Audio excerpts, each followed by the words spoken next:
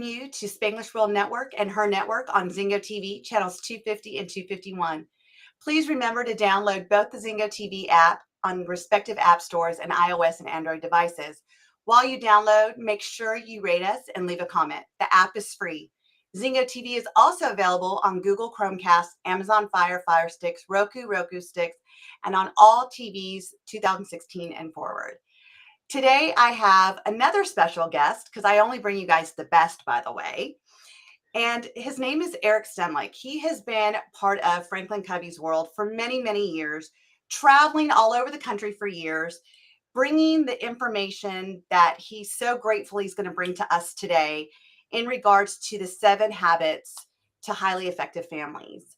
And when Eric goes into these schools, what's beautiful is that as families, we have our values here at home. We get to establish how we raise our kids. But what happens when they step outside that door? What happens when they go to school, another institute that has abundance of different types of values and behaviors all in one classroom? And then you have one teacher, possibly two, that are leading through their filters and their values. So Eric goes around to these schools all over the country, helping them to redefine what their values are that they bring into the classrooms and actually teach kids what values might be to create a cohesive type of environment, which they then get to bring home as well. So I've asked Eric to come and help us understand the different, the different 7 habits that there are to help you as the listeners to become more proactive, to help you guys know what things need to come first, to help us understand what is an emotional bank account, and so many other opportunities that we're going to get to learn from the guy himself who's been doing this for years. So, Eric, welcome so much to Redefine Parenting. I'm so excited to have you here today. Thank you, Vino. It is my honor and privilege to be here with you today and everyone that has joined us. And let me just start by saying our household is absolutely perfect. And I'm totally lying because that is not how life really truly is. And so today we're going to dive into the 7 habits of highly effective families. Why? Because I'm just like you guys. We have struggles within our marriage. We have struggles with our kids. We have struggles with outside influences that are coming at us daily. And what we want to do is set up systems and structures for us to know how to navigate through those. And so as we begin this, we often talk about where we're going in life and how we're going to get there. And I love the plane metaphor. Now, as Vinu said, I travel all over the country, right? And this plane takes off. Thank God the pilots know where they're going. I have no idea. I'm in the exit row. I got my earbuds in. I'm watching a movie and just trusting that everything's going to work out. And isn't that how life is? We take off at the beginning of life thinking we know how we're going to get there. However, all of these variables start coming in, right? Whether you have turbulence, we're up, we're down, we're left, we're right, we're all over the place. Storms of life, if you will, come in.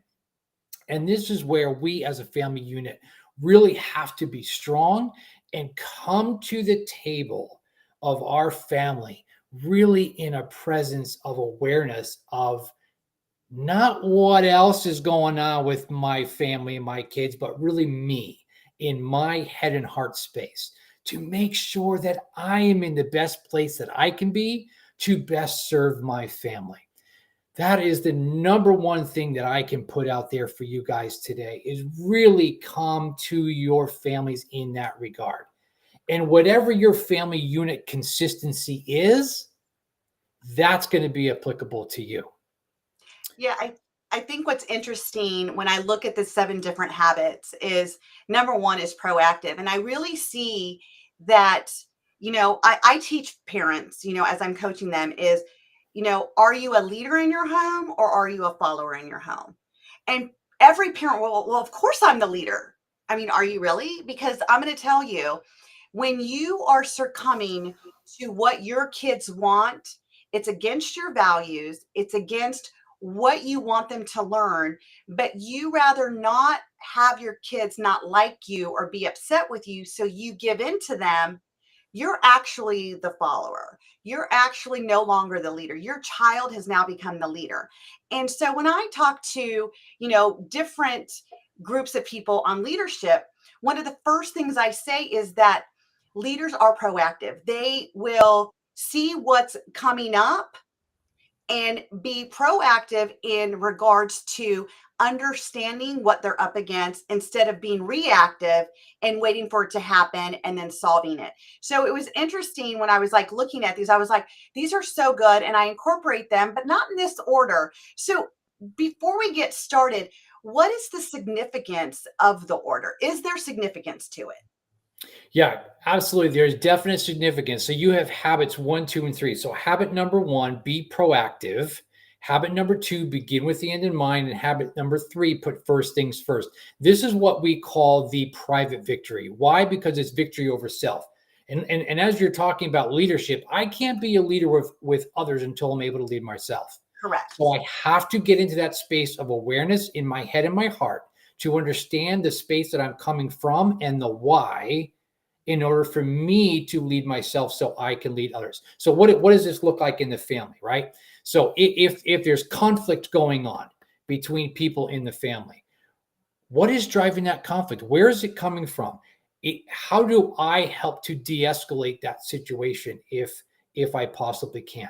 And so being proactive versus reactive, we coming into that space, I love habit number one because it really sets the tone for everything else within the habits that we do. So I heard something really, really great this week.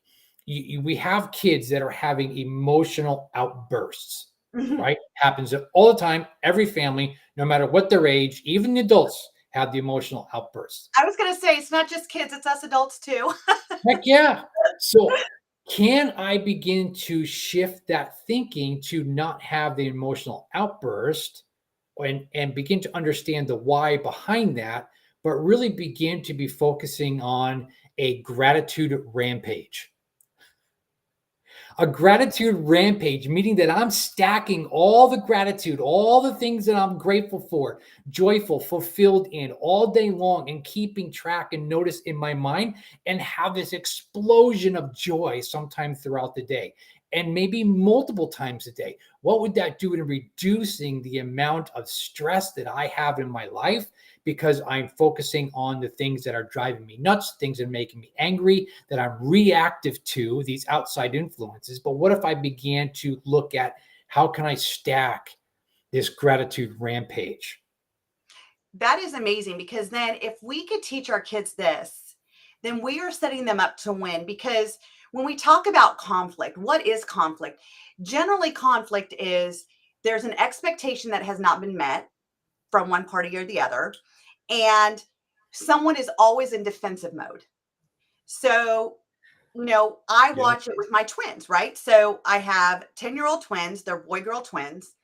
And there's sometimes, okay, let me not lie. A lot of times in our day, we have conflict. We have a lot of conflict because one person makes an accusation. So the other person receives it as an accusation. So they feel the need to defend themselves. Then they come after that other person, and it just becomes this tennis match, if you would. Yeah. And the same thing happens with parenting and children. The same conflict is happening. Us parents come to our children, or I should say at our children, with an accusation, and that child feels in that moment they need to defend. Yeah. If to even stack it more with, I get the children, if we can teach them to stack the gratitude rampage, right? And it goes back for the listeners that have been, listening to my shows every week. I think we're building on it. Is that question that my past guest Tony asked, what am I grateful for? What could I be Mhm. grateful for? What should I be grateful for? Yeah. It's if you don't know how to go on a gratitude rampage, just use those three questions. You'll come up with some things, right?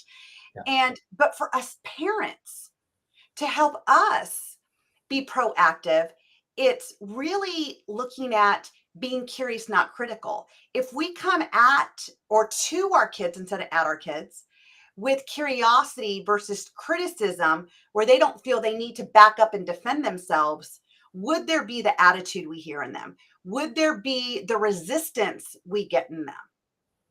I think not. I think if the curiosity was there, we are now on the road to being proactive. Hmm. Hmm. Yeah, absolutely. We look at that reactivity and where it comes from is when you have two opposing forces. Right. Something's got to give, right?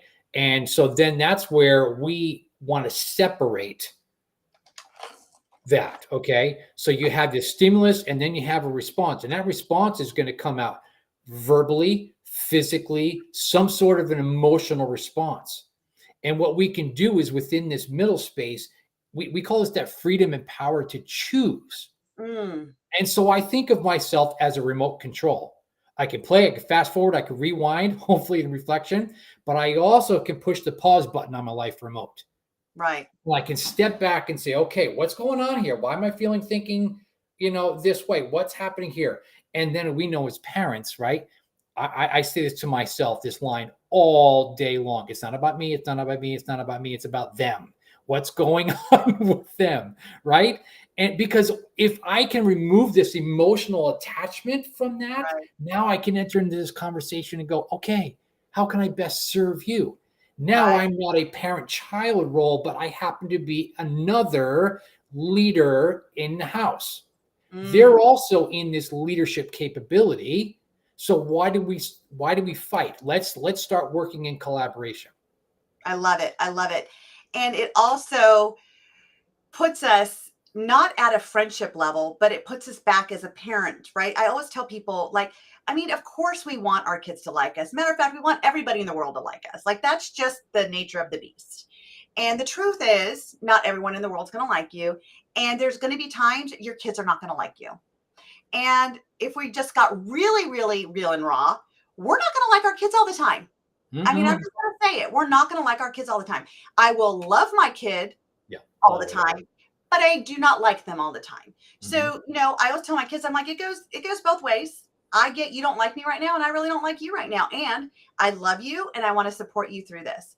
Yeah. So, because my kid can go find another friend, but what they're not going to find is another mother who is going to love them unconditionally throughout every conflict we have, throughout every obstacle they go through, throughout every choice that I, as a parent, don't feel is the right one for them, but they make it anyway. I'm still going to love them through that. And that is what is the most important thing for my children personally to know is that I'm Mhm. not your friend, I'm your parent. Yeah. And I do want you to like me, and I do want things to have in common so we can do things together. And I want to teach them how to establish friendships where there's equality, there's, Mhm. reciprocation. So I Mhm. love that what you just said puts that parent back in the leadership role. It defines them as I'm the parent, but it's not overbearing where the child feels they're less than. Yeah. Yeah. Beautiful. And I think this too plays into how much of me being that leader and learner in the family can now influence what happens with my children. Because right, we always talk about, and especially you, Vinu, in being curious and not critical. So I want to get in and understand the why, what's going on with my kid, and if I can come from that space, now I'm putting them in charge of their emotions. I'm putting them in charge of their thoughts, feelings, and actions, behaviors. They Right. can determine those consequences, the outcomes that they want to achieve. And so it's not really now being driven by me. I want them to drive their own behaviors. I love it. I love it. They don't need me to tell them they messed up and that now there's going to be a consequence. They know that. Correct. And it's funny because I mean, us parents, we think that no, no, no, we have to make sure that they understand that that was not a good choice. They know. They know. They Yeah. really do know. And that's the other thing is giving our kids the benefit of self-exploration. Mhm. Like we don't have to tell them all the time. Ask them, Yeah. how did that make you feel when you made that choice? Mhm. Do you Mhm. feel that was the right choice for you? And if they say yes, accept it. Yeah. Accept it for them saying, yeah, that was the right choice. and I'm willing to serve the consequences that come with it, because that's what life is. There's natural consequences, and move on. Like, don't criticize, because in order to influence anyone in this world, you cannot be judging them. Yeah. And the best practice we get is as parents. The minute we stop judging our children, the minute they start to feel safe and they start to trust and they start to tell us more. Mm-hmm. Mm-hmm. So let's move on to like the number 2. Yeah. So two, beginning with the end in mind, this really is where I begin to get clear is what I want, right? So great time of year. We're just jumped into 2023. What do you want, right? Mm, And so this is structures that I set up with myself in terms of my goal setting and things of that nature, and getting clear as to what I want. But I also go to my kids and say, "What do you want?" right. Because I want them to have that discovery in that process. Because if they discover that, they're more apt to engage. How Right. often do we hear from parents right now that kids are not engaged? They have no motivation. And why? Because one of the reasons why we see this is because the parent perspective is weighing down on them without getting into what do you want? Mm, How can I best serve you at whatever age you are as a kid, right? Or a young adult. right. And so getting into that into that space really is advantageous to looking at the direction that we're going and how we're going to get there. What do we want as a family? We can I look at this. Go ahead. no, I would just say I love it. I mean, it is imperative that our kids, even us as parents, see ourselves as an individual, and then we see ourselves as a unit. Yeah. You know, it's like even with my husband, I'll say, what do we want? And I just did a goal setting workshop for a group that I teach. And, the first thing I said is, on December 31st, 2023, what are you celebrating? What are you so excited that you accomplished? Like, that's the end in mind, right? Like, Mhm, that's mhm, the end of the year, seeing what it is that you want, and then coming back to where you're at today, so you have that gap to know where you're going to go. Because if you don't have a destination, I mean, imagine you being in your car and you just start driving and your kids are like, where are we going? It's like, I don't know. It's just when we get there. Okay, well, is it going to be exciting? Is it going to be a learning opportunity? Is it going to be adventurous? I don't know. I guess we'll know when we get there, right? Like, you will be driving around forever without a destination because you don't know what you're looking for or how to get there. So having a destination in mind, and I ask my kids all the time, like I use the same thing with my children, on January 1st. Well, we're in a new year. What are we going to celebrate together in 2023? And what are you going to celebrate individually in right. 2023 on December 31st? Yeah. Yeah. So I think that is absolutely amazing. I wanted to touch on one other thing that you said, because I think it's important. A lot of times when we ask our kids, especially the younger ones, and I'm curious because you work in the schools, Eric, a lot with these younger kids and teachers, when kids say, what is it that you want? What are we going to celebrate? And they're like, I don't know. For me personally, as a coach, and I talk to kids every day, when a child tells me I don't know, I explore that by, you don't know if you're going to disappoint your parents. You don't know if you're going to give me the right answer. You don't know if it's really what you want. You don't know. Like, what is I don't know? Mhm, Don't let I don't know stop you from having this conversation with your children. right. Because a lot of times when I'm coaching parents, I'll say, like, even last night I was coaching, one of the parents I coach, and I said, why don't you ask her, you know, going forward, what would you do differently? She goes, oh, I've tried that. And all she says is, I don't know. I don't know. I don't know. And I said, have you ever explored what I don't know means? Does I don't know mean if I give you that answer, you're going to punish me more? Does I don't know mean I'm going to disappoint you more? What does I don't know? And she goes, oh my gosh, I've never asked her that. And I said, and that's probably why you get I don't know, because you then deflect from that and you go to a different topic, they don't have to answer you. So they feel safe now, and you still don't have your answer, and you're going to repeat this behavior. And she says, oh my gosh, you're right. Yeah. So it's the same thing that I would say if you're asking your child, what is it that you want? And they say, I don't know. Explore what I don't know means. Mhm. That's a strategy I would use. How are you helping teachers? Because I'm sure teachers say to you all the time, Eric, all they ever tell me is, I don't know. Yeah, absolutely. And this really shows up with kids in the way that they have fear of failure. Yep. And they're so afraid to even begin to try because they don't want to be laughed at or ridiculed or made fun of or whatever in the classroom. And so that fear takes on two meanings. One is that they can just forget everything and run, just drop it, fight or flight, right? And when we begin to help them rewire and reframe their thinking proactively to go, you know what, this is difficult right now, but I'm going to give this a shot and learn this so that I can get to that place where I'm just going to face everything and rise. And that fear now is replaced with I can and I will, and I'm going to take that charge and move forward. I love that. Face everything and run, or face everything and rise. That is amazing. Like, I love that. Good. Like, I'm going to use that too. I'm going to steal that from you. Is that okay? Because Yes, absolutely. that is amazing. Yeah. That's a great question for a kid too, especially the teenagers, right? Where they're faced with these challenges, they're faced with these obstacles.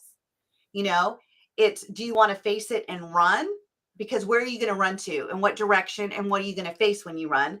Or do you want to face it and rise above it and go through it? Right. Because that's where the lesson is, to be honest, is when we go through the obstacle instead of trying to go around it or avoiding it. Yeah. So Yeah. that's great. Yeah. Absolutely. Cool. Can we jump into habit number 3, which is Absolutely. putting first things first? So this is really where we begin to dive into the whole the idea of daily, weekly, monthly planning, if you will. And we know with kids and in that space of getting them to begin looking at that big goal, how overwhelming that is, right? Mhm. Especially right now where these kids are so scared to take on just a little bit. And Right. so being able to take that big idea or that big goal and begin to micro step that into little things, action steps that are going to create that momentum. And then as they're creating that momentum and trying, it's not a participation award that we're giving them. It is a celebration because we want to have that dopamine release. If they're feeling good about getting into action and trying, they're going to want to repeat that. And the more and the more and the more they repeat that over and over and over in the classroom, we hear from the teachers like, wow, the engagement's going up, right? Because they're now in charge of their own learning. They're excited about coming in and what they're going to tackle each day. And they're very clear about what they want. We've already explored that. Now they're putting it to action and driving the results that they want, whether that is socially, emotionally, whether that's academically, whether that's behavior, whatever is that need for that student in that space right now. I think that's so important because you made a comment, it's not a participation award, it's actually a celebration. And so understanding the difference. Mhm. Like, I get that some kids in sports are not athletically inclined like some other kids on their team. And so at times they're not going to get the MVP award and whatnot. And everybody should get some type of participation. Like, I'm glad regardless you showed up. I am 100% about that. And, and when do we start teaching our children how to build their own worth and value by being proud of themselves, not waiting for external forces to be proud of them? Because if we do that, what we're actually doing is shaping our children to be adults, waiting for everyone else to say, go. Now you Mhm. can. Now you're good enough. Yeah. Instead of raising our children to recognize they're good enough now. there's always another level to be even better. And they're great now. And That's right. that's the difference, is celebrating.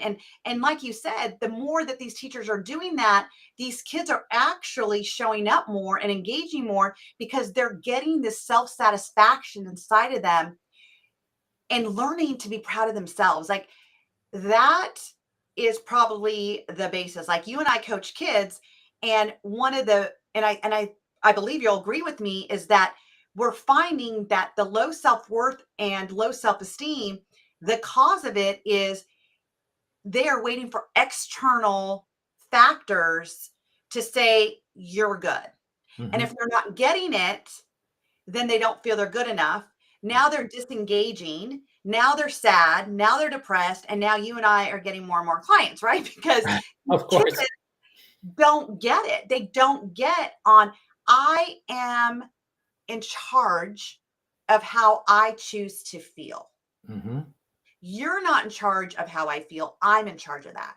Yeah. And when we just stay at the participation awards, we're giving the people that are just showing up in body, but not in mind and spirit. They're not engaged. Right. And so, what are we doing? We're teaching them that you don't need to engage, which to me is lack of motivation, right? Mhm. Like, that Mhm. equals the same. Disengagement is no motivation. And our parents are wondering, why are our kids not motivated? Well, because they've been rewarded for not being motivated. They've been rewarded for just physically showing up and not engaging. Right. You Right. know, how many kids are we seeing go to school every day unmotivated? That's like the number one thing that I Yeah. hear from parents is, how do I motivate my kids? And I said, well, first of all, let's throw out motivation, because motivation is attached to an emotional charge, that when that charge is gone, so is the emotion to do it, Mhm. or the pull to do it. Let's create the discipline and the momentum to pull them forward towards what they want, instead of using momentum to push them towards what they want. So Yeah. I think that goes hand in hand to what you were saying specifically, on habit 3. Yeah. And I think that it's too, we should be aware as the adults, as to how our kids best function or learn, if you will. Mhm. What I mean by that is, do they achieve to believe that they can, or do they need to believe first that they can in order to achieve? Right. And because I know all three of my kids are so vastly, vastly different. And you've experienced that with yours as well, right? Even the twins are different, even though they're twins. Right. All 6 Yeah. of my kids, all 6 of them, and it doesn't matter boy, girl, age. It doesn't matter. I mean, especially having 6 kids, I've seen all 6 of them at all same ages, once or once, twice, 6 times now. And I can honestly say all 6 of them have been so different from each of them. They may have things in common, but they all have their own differences, even when they were all 10, all 9, all 8. So you're absolutely correct. Yeah. Yeah. Thanks. You mentioned earlier, Vino, about the emotional bank account, and let's jump into that, if we will, because this is that space. We just went through habits 1, 2, and 3, right? The private victory. We're getting ready to transition to what we call the public victory, but there is this fine space in here called the emotional bank account. Now, the emotional bank account comes in two ways. First of all, is I have my own emotional bank account where I am taking care of me. I am feeding me. I am making deposits into me, which comes in with promises and expectations that I have for myself. If I am going to exercise or eat healthy, or I'm going to meditate, or I'm going to read, I'm going to better myself in some way, shape, or form. I'm going to be less reactive with my kids. I'm going to do these things, and I keep those promises to myself. Oh, huge, huge deposits into my internal bank account. Now, the external bank account comes when I am with my kids, right, or my wife, and being very aware of projections, right? My gosh, why does that happen? You know, I don't need my kids to live up to and fulfill my dreams for them. I want them to take that on for them. And Amen. that's the hard part, is because I think we've been so conditioned over the years in the past generations to, how my grandparents were raised and taught my parents, how my parents taught me, how I was raised, and then to look at like it is so different now, and getting into my kid space and being kind and saying kind things and doing kind things, and really looking at someone else through the lens of the heart and trying to really walk a mile in their shoes, if you will, to understand where they're coming from. And Dr. Stephen Covey, he used to talk about the 5-to-1 rule, meaning if I make a deposit into your emotional bank account, meaning currency related, if you will, right? And I'm depositing that currency of doing kind things into your bank account, building those reserves. If I say or do something silly, if you will, because Lord knows I'm gonna, any day that ends in a Y, my kids, I'm gonna make a withdrawal. However, if I built up those reserves, I'm not going to completely deplete that account, that trust account between the two of us. And if something happens and I say or do something, I'm going to apologize as fast as I can and then work on building up that reserve again. I have a good friend. His name's Jeff Lobeck, and he talked to us about this, to my husband and I, probably about like 8 years ago.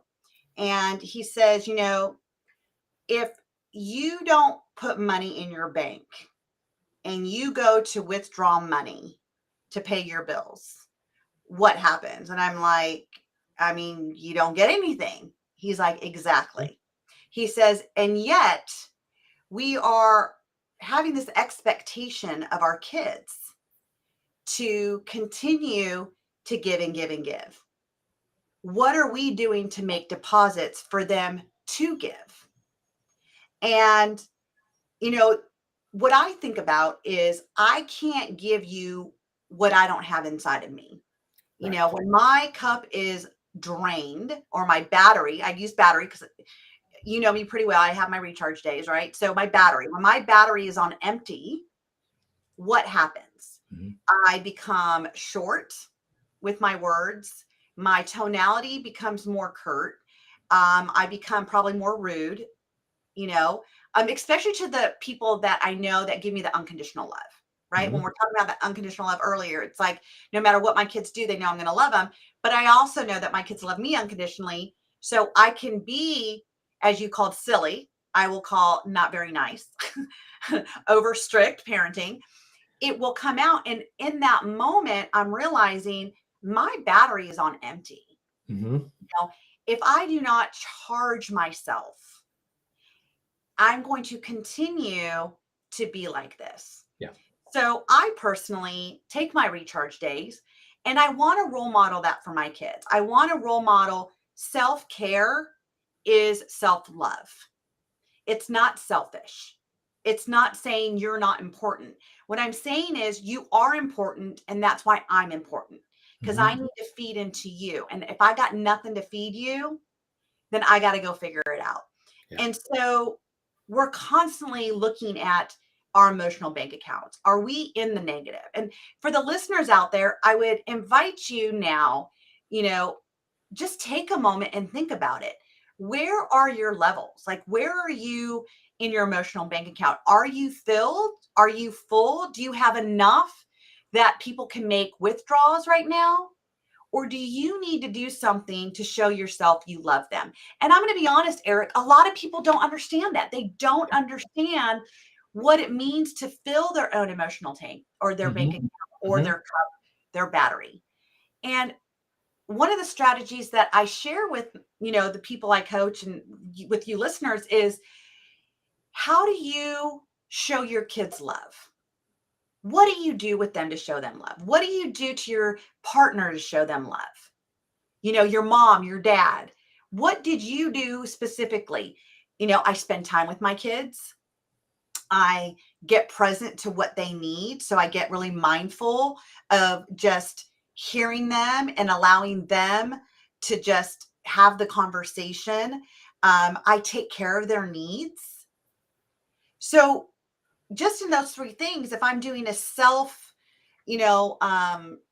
check, Am I feeding myself? Am I taking care of my basic needs? Am I drinking my water? Am I eating my meals? What am I doing to take care of my needs? Am I taking mindful time for myself to just stop and be present? Yeah. Am I taking time, quality time, or am I constantly rushed like, oh, I got to do this, I got to do that? So there's no quality time, because quality time is not putting a time limit on it. Hmm. Quality time is putting the clock away and just being absolute present with what you're doing and allowing it to not be rushed and enjoying the moment for what it is. How Yeah. often do we do that with ourselves? So that's what I would suggest for, myself and the clients that I have, is just ask yourself the question: if you don't know what to do for self love, how do you show other people love? And how could you bring that into yourself? Do you have Hmm. any other suggestions that you give to people on how they can fill their own emotional bank? Yeah, I think that self love, I think, is really comes about in a couple of different ways. First of all, is what is that inner speech that I'm saying to myself? Okay, if I am constantly beating myself up all day long, I am draining my own emotional bank account. Right? If I am envisioning the negative, I am looking for that negative, that begins to stack up. And we talked about this in the reactivity. Eventually, this volcano is going to explode, Right. right? And so, if I am focusing on that positive, hey, you know what, that didn't work out, but you know what, that's okay. Let me figure it out this way and try it this way. And now that brings in more of that peace and calm and filling that cup, or the battery, if you will. Where am I in myself? In my core, how am I feeling? What am I thinking here? What are the perceptions of the senses that are playing a huge piece in this to me? The visual, auditory, kinesthetic, the touch. What is happening there with that? What is those activators for me, and why am I thinking, feeling this way? And really just being in tune with myself. I love that whole concept about filling the battery or that cup of, and I heard somebody recently talk about this, that cup that you fill, that is my cup. Yeah, And I've got to fill that cup. And then as that spills out, that's what I can give to other people. I love it. And it's not until that begins to overflow that is going to have that positive effect with others. That's the importance of taking care of me in my own bank account. I and that is so important. I have another good friend. He's actually been a guest on my show, Chuck Hogan, and I've been saying this quote ever since he taught me to me like weeks ago. And he says, "You can have the best life, but that doesn't mean you're being the best you. But Yeah. when you are the best you, you create the best life." And I think that pertains to what you and I are talking about right now. And that emotional bank account is: are you being the best you? And if Mhm. you're not, what has to happen for you to be the best you? Yeah. And it goes back to that self love and that self care and recharging. And when you are the best you, you create the best life Mhm. for you and your kids. And I think it's so important that we realize our own bank account. One of our listeners just said it's so important to keep tabs on your emotional bank account and being present. So true, Allie. It's so true, Mhm. because we are constantly giving, right? As parents, we're Oh, yeah. making sure our kids' needs are met. We're loving them. We're tucking them in. We're taking time to do dinner together. We're doing family night, game night. And we're so busy giving to our kids and making sure our spouses are taken care of and their needs are met. And then we're taking care of our, whatever our business is. Like for me, it's my clients, right? And then it's like the end of the night, where do I come in? Mhm. What am I doing for me? And Yeah. it's doing it unapologetically. Like, I Yeah. just want to add that because there's so many people, my hand is up high, that Mhm. forget to not feel guilty for saying, you know what? My phone is on sleep mode because I am done for the day. Yeah. And it's a practice. And I think that's why we call these the habits, right? Like, Right. these are not just something that you do one time and your life is great. Right. It's a habit, is a practice where it becomes unconsciously competent, where you don't have to think, am I being proactive? Am I looking at my emotional bank? Am I taking time for my children? You don't have to do it. It's unconsciously competent, where it's just happening because you have created these habits daily in your life, that it's now a part of what defines your life. Correct. Yeah. You know? Yeah. Love So, that. is there another part of the win-win of four besides the emotional bank accounts? Yeah. So the emotional bank account really is that lead into, if you will, for habit number 4, thinking win-win. And this is the space that now we're into, this private victory, meaning it's the victory with others. So it's all Mhm. about relationships in this section. Habit 4, thinking win-win. Habit 5, seeking first to understand, then be understood. It's all about the listening. And 6 is the result of habits 4 and 5 working together. Habit 6 is synergy. So let's jump into habit 4, because it is so amazing and so powerful. All right, thinking win-win. The thing we need to understand here is there's paradigms of human interaction, as we call them, right? Win-lose. I win, you lose. There's the lose-win, where I lose and you win. There's the lose-lose. We both lose, right? Who did that? He did, right? Or they did, right? And they're blaming each other, right? Then you have the win-win, obviously, which is what we're going for, where I win and you win, right? And then there's really kind of what we look at as the highest form of awareness with that, is that it's win-win or no deal. So we're coming to the table saying, I'm going to get as close to your wins as possible. You're going to get as close to my wins as possible. We're going to begin to agree on these things. And if we can, great. And if we can't, we're just simply going to shake hands and agree to disagree and walk away. And we're going to be okay with that. And there's no hard feelings. This is where we have this beautiful opportunity to build very, very high trust in relationships. And so we have what we call win-win agreements. Now, listen, we've been using win-win agreements for years, whether you've been knowing it or not. If you, when your kids were younger, had chore charts around the house, you had win-win agreements. If you and other people have agreed on something, that's a win-win agreement. It could be formal, it could be informal, right? I just had this opportunity to work with a client last week, and this young man needed clarification of expectations between he and his mom. So we set the stage. He took on that role as a leader and went to mom and said, Mom, I'd like to have a conversation with you. I would like to sit down and figure out what it is that you want here. And this was beautiful. And so mom began to list her things, son began to list her things, and they began to kind of go through until they had an agreement that they both could live with. And then, great job, we agree, let's move on. Huge trust builder in that relationship. And he's talking to me that last week on the Zoom, like, I can't believe that worked. Yeah, because you're building that high trust with each other. And that was so amazing. And of course, we celebrated, and he was so happy because him and mom have been button heads, I love it. right? And it's about that hierarchy, my way or the highway. And he's like, well, wait a Right, minute. right.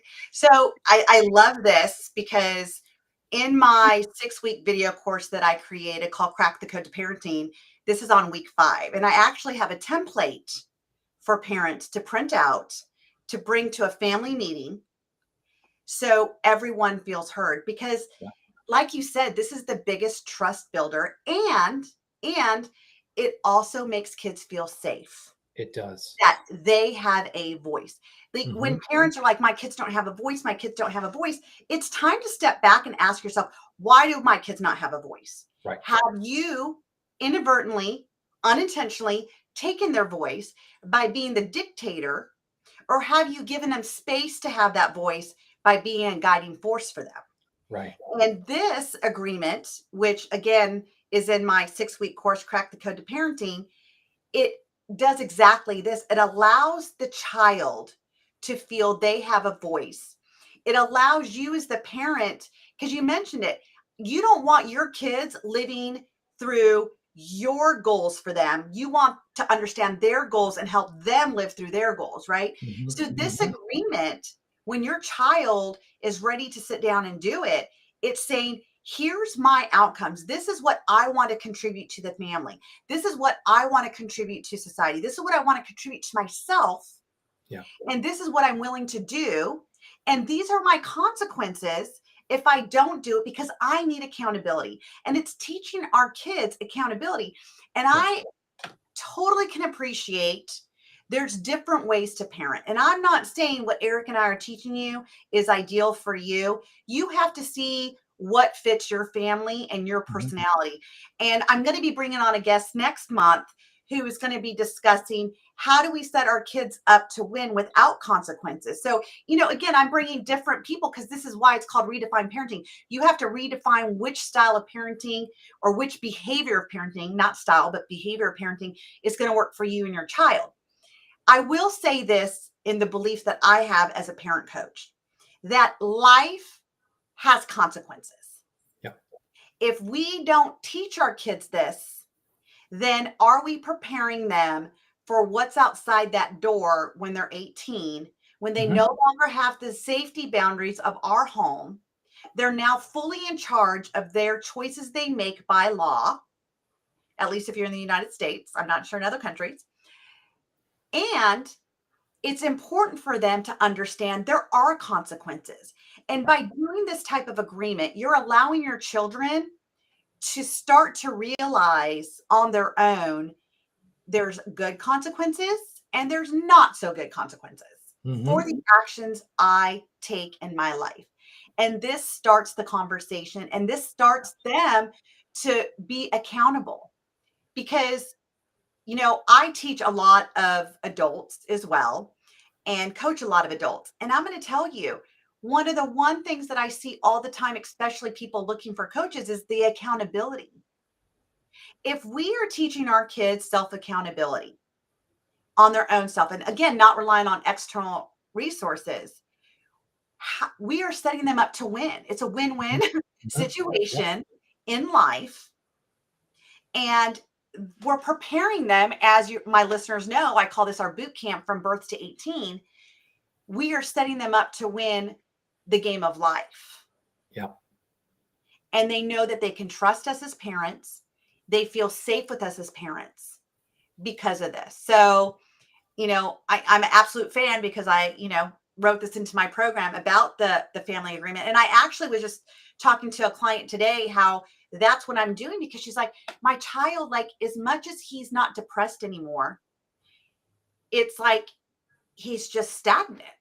And I said, because there's not enough pain in his life to see that we need to keep going forward, that we need to move, or we're going to keep falling back behind. So again, this whole agreement is really a way of creating safe, trusting, and open space to communicate with your child. And I know that we're running out of time, Eric. So I'm going to bring you back because I want to bring you back in a couple weeks so we can continue with the rest. I don't want to just skim through these. I think that these are all important. And I think it's a great place to kind of sum up 1 through 4. So, because we have about 2 minutes left. So if you can help our listeners, and I promise, guys, I'm going to bring Eric back in a couple weeks.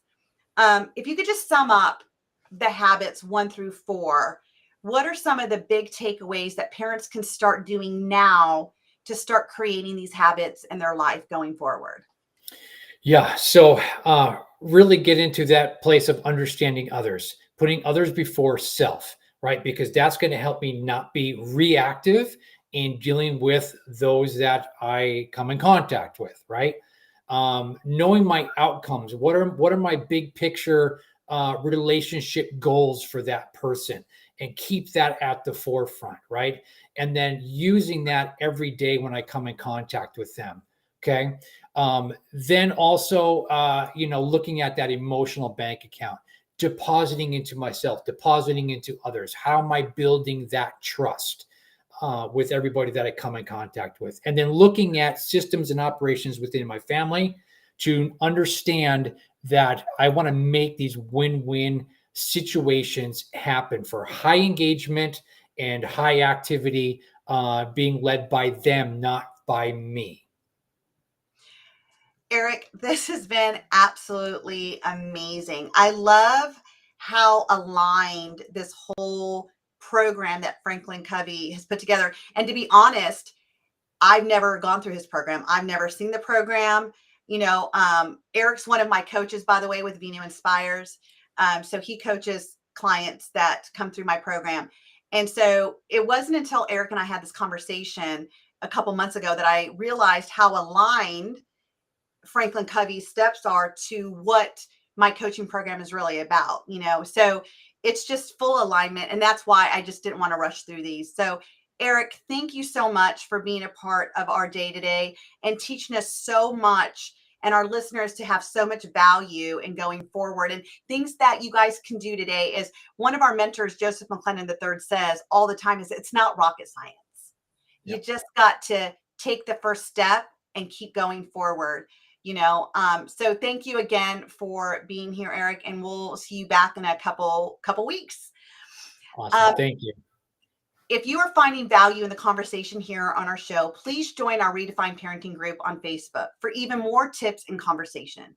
Do someone you know a favor and share my group with them as well, so they too can hear what they need to in order for them to feel supported in their parenting journey. This show can also be heard on Spanglish Radio Network. Please check out www.spanglishworld.ca for all your news and programming. Spanglish World, watch it, hear it, read it, download it, and live it.